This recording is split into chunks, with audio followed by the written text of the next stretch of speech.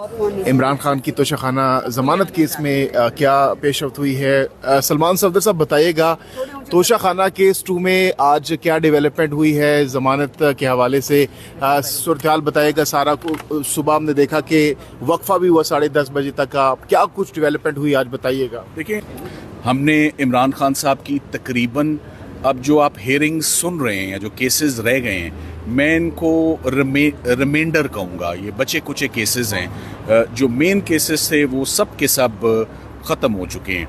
अगर worst case scenario Al-Qadir में भी कोई एडवर्स ऑर्डर आता है, कोई फाइंडिंग आती है, अल-कादिर का केस ज़बरदस्त केस है बरियत के लिए, उसमें ऑलरेडी इक्विटल की एप्लीकेशन जो है वो फाइल हो चुकी है। सो अल-कादिर में फ़ैसला बहुत जल्द आने वाला है और हम उम्मीद करते हैं कि अल-कादिर में इमरान खान साहब को वो एक्विट कर दें। तो अगर अल-कादिर में खुदा न खास्ता भी कोई एडवर्स डिसीजन आता है तो क्या 15 दिन की ज़्यादा से ज़्यादा बात होगी, सज़ा सस्पेंड हो जाती है। इतना ज़मानत में इतनी इंटरेस्टिंग ऑब्जर्वेशंस उसमें आ चुकी है। सो ओवरऑल मैं आपको ये कहूँगा कि इमरान खान साहब के तमाम केसेस ख़त्म हो चुके हैं।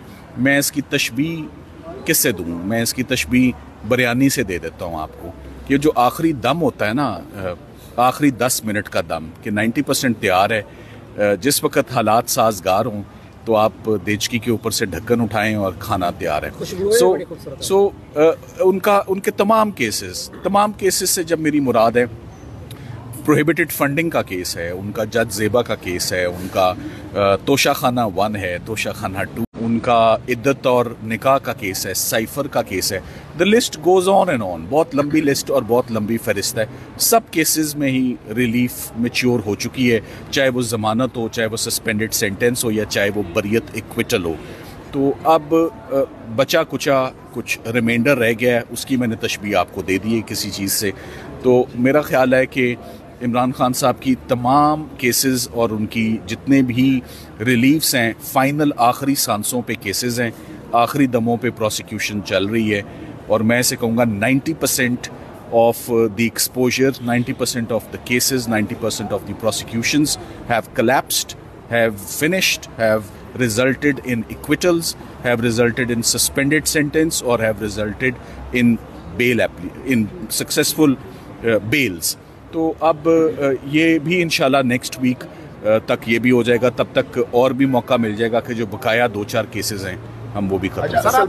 सलमान दी बिरयानी की तो उसमें से खुशबू भी आती है जब आखिरी टाइम रह जाता है, तो क्या इमरान खान की रिहाई की खुशबू? सलमान सफदर साहब, इसी से जुड़ा, बिरयानी 10 मिनट में जो दम होता है वो मुकम्मल हो जाता है, तो ये 10 मिनट बिरयानी के तो 10 मिनट होते हैं, लीगल साइड की कितना टाइम लग सकता है? खाने में लोग इंतजार कर रहे हैं बिरयानी का। देखिए, वो ये अब आपकी बिरयानी की मिसाल जो है वो चल पड़ेगी।